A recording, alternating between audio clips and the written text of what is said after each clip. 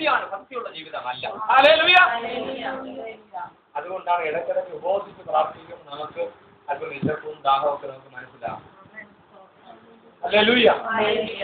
അപ്പൊ കുറച്ചുകൂടെ നമുക്ക് ഭൗതിക വിഷയങ്ങളും ഭക്ഷണ വിഷയങ്ങളും വെടിഞ്ഞിരിക്കാൻ നമുക്ക് കഴിയണം. ഹല്ലേലൂയ. അപ്പൊ ഈ നാളുകളിൽ നമ്മൾ മനസ്സിലാക്കേണ്ടത് നമ്മുടെ ജീവിതം ഒരിക്കലും ഭൗതിക വിഷയവും ഭക്ഷണ വിഷയവും വേദിയിലായിരിക്കരുത്. അതുകൊണ്ടാണ് കർത്താവ് പറഞ്ഞത്, നീ എന്ത് തിന്നും എന്ത് കുടിക്കും എന്നത് വിചാരിച്ച് നീ ഭാരപ്പെടാം. നിന്റെ ആ ഭക്ഷണത്തെക്കാളും നിന്റെ ജീവൻ, നിനക്ക് തന്നിരിക്കുന്ന ജീവനാണ് വലുത്. എത്രയെത്ര ഭക്ഷണം കഴിച്ചാലും ദൈവം ഒരു രോഗം അയച്ചാൽ, എത്രയെത്ര ധനം ഉണ്ടായാലും എത്രയെത്ര വരുമാനങ്ങൾ ഉണ്ടായാലും ദൈവം ഒരു അസുഖം അയച്ചാൽ നീ കൂട്ടിവെച്ചത് നിനക്ക് തിന്നാൻ പറ്റില്ല. ആരെങ്കിലും തിന്നത് നോക്കി നീ കണ്ടു തൃപ്തിപ്പെടാൻ. ശരിയല്ലേ? ഹല്ലേലൂയ. അപ്പൊ ദൈവം ഒരു അവയവത്തെ തൊട്ടാൽ നമുക്ക് ഷുഗറാണ്, കൊളസ്ട്രോളാണ്, പ്രഷറാണ്, അങ്ങനെയാണ്. അതുകൊണ്ട് എനിക്ക് ഈ ഭക്ഷണം നിങ്ങൾ തിന്നത് ഞാൻ കണ്ടുകൊണ്ടിരിക്കാം. അപ്പോ ബൈബിൾ പറയും, ഭക്തനായിട്ട് ഇടക്കിടക്ക് ഉപവസിച്ച് ആദ്യമേ ഉപവസിച്ചും പ്രാർത്ഥനയൊക്കെ നിന്നാൽ എന്ത് ചെയ്യും? അവസാനം എന്ത് ചെയ്യും? ശരിയായിട്ട് വല്ലതൊക്കെ കഴിച്ച് സന്തോഷമായിട്ട് കർത്താവ് വിളിക്കുമ്പോൾ ഹല്ലേലൂയ. എത്രയോ ധനവാന്മാർ, എത്രയോ സമ്പന്നർ, അവർക്ക് ഭക്ഷണം ശരിയായിട്ട് കഴിക്കാൻ പറ്റുന്നില്ല. അതുകൊണ്ടാണ് കർത്താവ് ജീവനാണ് വലുത്. കർത്താവ് നിനക്ക് ജീവനും സുഖവും ആരോഗ്യം തന്ന ഒരു ശരീരം, അത് നീ ദൈവഭക്തിയിൽ സൂക്ഷിച്ചാൽ ഈ ലോകത്തിലെ വിഷയത്തിനും ഭക്ഷണത്തിനു വേണ്ടി നീ ജീവിക്കുന്നതിന് പകരം നിന്റെ ആ ജീവനെ ഓർത്ത്, കർത്താവിന്റെ സുഖത്തെ ഓർത്ത് സ്തോത്രം ചെയ്ത് സന്തോഷിച്ചിരിക്കും. ഹല്ലേലൂയ. അല്ലാതെ അല്പസമയത്തുള്ള ആ ഭക്ഷണ കാര്യത്തിൽ തൃപ്തിപ്പെട്ടിട്ട് സന്തോഷവും ഇല്ലെങ്കിൽ ദുഃഖവും പിറുപിറുപ്പും ഉണ്ടാകരുത്. ഹല്ലേലൂയ. അതുകൊണ്ടാണ് ഇസ്രായേൽ മക്കൾ പലരും ബൈബിൾ പറയുന്നത് പലരും അങ്ങ് എത്തിയില്ല. ഭക്ഷണം വായിലിരിക്കുമ്പോൾ തന്നെ എന്തുവന്നു? ന്യായവിധി വന്നു. ഞങ്ങൾക്ക് ഇറച്ചി എവിടെ നിന്ന് കിട്ടും? ഒരുപാട് ഇറച്ചി ഇപ്പൊ പ്രാർത്ഥന ആരാധന വന്നപ്പോൾ ഇപ്പൊ ഇറച്ചിയില്ല,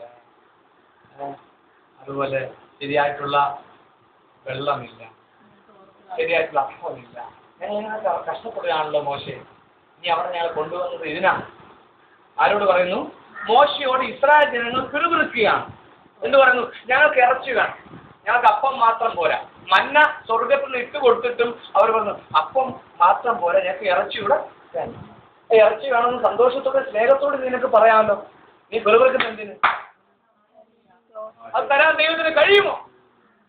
അത് ചോദ്യം എന്തിനു? ഹല്ലേലൂയ. നിനക്ക് എല്ലാം തരാൻ പറ്റും. പക്ഷെ നാം ദൈവത്തെ പരീക്ഷിക്കുന്ന വിധത്തിലും പിറുപിറുക്കുന്ന വിഷയത്തിലും നമ്മുടെ ജീവിതത്തിൽ സ്വഭാവം കാണിക്കരുത്. ഹല്ലേലൂയ.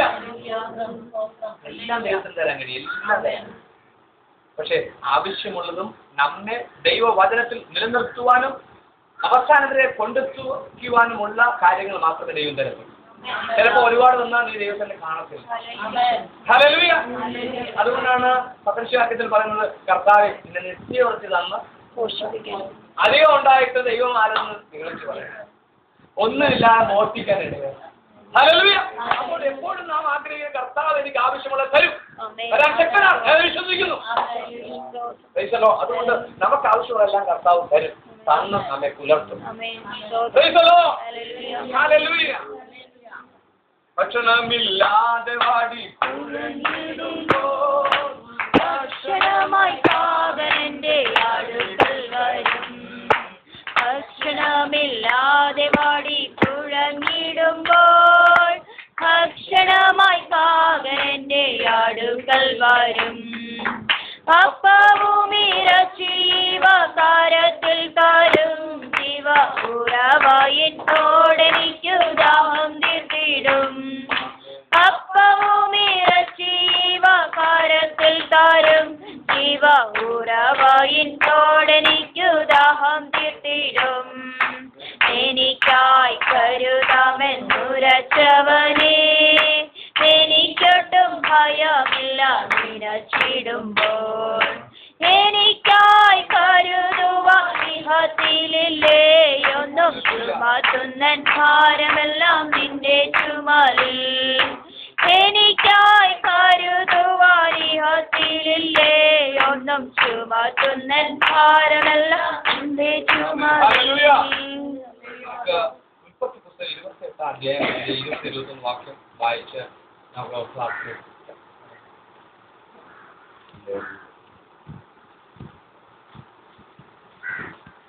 28 അധ്യായം. ദൈവം എന്നോട് കൂടെ ഇരിക്കുകയും ഞാൻ പോകുന്ന ഈ യാത്രയിൽ എന്നെ കാക്കുകയും ഭക്ഷിപ്പാൻ ആഹാരവും ധരിപ്പാൻ വസ്ത്രവും എനിക്ക് തരികയും എന്നെ എന്റെ അപ്പന്റെ ഭക്ഷിക്കുവാൻ ആഹാരവും ധരിക്കുവാൻ വസ്ത്രവും എനിക്ക് തരികയും എന്നെ എന്റെ അപ്പന്റെ വീട്ടിലേക്ക് സൗഖ്യത്തോടെ മടക്കി വരുത്തുകയും ചെയ്യുമെങ്കിൽ യഹോവ എനിക്ക് ദൈവമായിരിക്കും. ഞാൻ തൂണായി നിർത്തിയ ഈ കല്ല് ദൈവത്തിന്റെ ആലയവുമാകും. ആമേൻ. ഹല്ലേലൂയ. ഇവിടെ യാക്കോബിന്റെ ഒരു പ്രസ്താവന. യാക്കോബ് പറയുന്നതാണ് എനിക്ക് ഭക്ഷണം, എനിക്ക് സുഖം, എനിക്ക് വസ്ത്രം. അത് യേശു പറയുന്ന കാര്യമാണ്. തിന്നാൻ, അതെ, ഭക്ഷണം, അതുപോലെ വസ്ത്രം, ഈ വിഷയങ്ങൾ തന്നെ പുതിയ തരത്തിലുള്ള അതേ അവസ്ഥ തന്നെ ഈ യാക്കോബ് പറയുന്നു. ആത്മീക മനുഷ്യനായ യാക്കോബ്, ജഡീയ മനുഷ്യനെ യേശാവല്ല, ആത്മീയ മനുഷ്യൻ യാക്കോബ് പറയാണ് എനിക്ക് ഭക്ഷണവും വസ്ത്രവും ഒക്കെ തന്നാൽ ഞാനിത് തൃപ്തനായിട്ട് അങ്ങനെ ജീവിക്കുമെന്നല്ല, ഞാൻ മടങ്ങി വരും. മടങ്ങി വന്നിട്ട് ഈ കല്ലുപോലെ ഇവിടെ ഇരിക്കുന്ന ഈ അവസ്ഥയെ മാറ്റി ഇതിനെ ഒരു എന്താക്കി മാറ്റും? ഇപ്പൊ ദൈവം നിന്നെ ഭൗതികമായിട്ട് ഭക്ഷണവും വസ്ത്രവും അനുഗ്രഹങ്ങളും തന്നു നീ ഉയർത്തുമ്പോൾ നീ ദൈവത്തിന് വേണ്ടി പ്രയോജനമുള്ളവനായി മാറും. കല്ലായിട്ടുള്ള പല ശൂന്യമായി കിടക്കുന്ന ആലയത്തെ നീ നിനക്ക് കിട്ടിയ വരുമാനവും ഭക്ഷണവും കൊണ്ട് നിറയ്ക്കും. ഹല്ലേലൂയ. ദൈവത്തിന്റെ ആലയത്തിൽ ആഹാരം ഉണ്ടാകണം, ദൈവത്തിന് വേണ്ടി കൊടുക്കണം. നിന്റെ ഇല്ലായ്മയിൽ നിനക്ക് കിട്ടുന്നതിനെ കർത്താവിന് കൊടുത്താൽ തീർച്ചയായിട്ടും ദൈവം നിന്നെ വർദ്ധിപ്പിച്ചുകൊണ്ടിരിക്കും. ഹല്ലേലൂയ. അപ്പോൾ മലാക്കി പ്രവചനം 3-ാം അധ്യായത്തിൽ പറയുന്നത് ആകാശത്തിന്റെ കിളിവാതിലുകൾ തുറന്ന് എന്ത് ചെയ്യും? ദൈവം നിനക്ക് അനുഗ്രഹങ്ങളെ തരും. നിറയ്ക്കുന്ന അനുഗ്രഹം, അമർത്തി കുടുക്കി കവിയുന്ന അനുഗ്രഹം. ആ വാക്യം ഒന്ന് വായിക്കാം. മലാക്കി 3-ന്റെ അവസാനം. എന്റെ ആലയത്തിൽ ആഹാരം ഉണ്ടാകേണ്ടതിന് നിങ്ങൾ ദശാംശം മുഴുവനും പകുതിയോ കാലോ അല്പമോ അല്ല, ദശാംശം മുഴുവനും ഭണ്ഡാരത്തിലേക്ക് കൊണ്ടുവരുവിൻ. ഞാൻ നിങ്ങൾക്ക് ആകാശത്തിന്റെ കിളിവാതിലുകളെ തുറന്ന് സ്ഥലം പോരാതെ വരുവോളം നിങ്ങളുടെ മേൽ അനുഗ്രഹം പകരുകയില്ലയോ എന്നിങ്ങനെ നിങ്ങൾ ഇതിനാൽ എന്നെ പരീക്ഷിപ്പിൻ എന്ന് സൈന്യങ്ങളുടെ യഹോവ അരുളിച്ചെയ്യുന്നു. ഹല്ലേലൂയ. ദൈവം അവസാനമായി നമ്മോട് ആഹ്വാനം ചെയ്യുന്നത് കർത്താവ് എല്ലാം തരുവാൻ ശക്തനാണ്. എന്ത് തിന്നും എന്ത് കുടിക്കുമെന്ന് നീ ഭാരപ്പെടേണ്ട. തക്ക സമയത്ത് നീ കാത്തിരുന്ന എല്ലാം പ്രാപിക്കാൻ സാധിക്കും. നീ അനുഗ്രഹം പ്രാപിച്ചു കഴിഞ്ഞാൽ, നിന്നെ കർത്താവ് അനുഗ്രഹിച്ചു കഴിഞ്ഞാൽ നീ ദൈവത്തിനും പ്രയോജനമുള്ളവനായി തീരണം. ഭൗതിക വിഷയത്തിൽ ദൈവീയ കാര്യങ്ങളിൽ നീ സഹായിക്കണം, ദൈവീയ കാര്യങ്ങൾക്ക് നീ കൊടുക്കണം. കൊടുത്ത് വീണ്ടും വീണ്ടും അനുഗ്രഹത്തിലേക്ക് കടന്നു പോകാം. കർത്താവ് നീ അനുഗ്രഹിക്കട്ടെ.